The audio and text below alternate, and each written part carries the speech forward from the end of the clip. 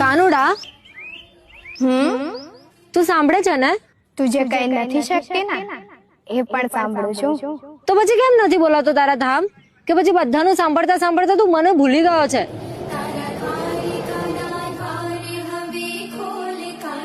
એવું તો કઈ વળી થાય કે હું તને ભૂલી જાઉં?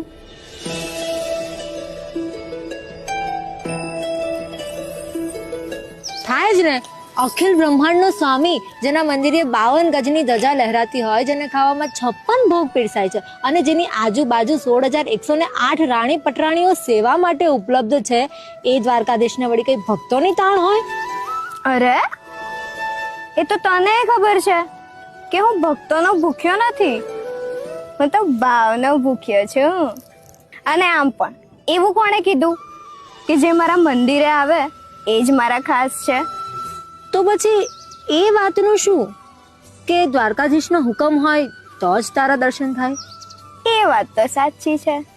અરે પાછી ચાલુ થઈ ગઈ ને તારી માયા જાળ. તે સ્પષ્ટ સમજાય એવું કઈ કે ને? તો સાંભળ,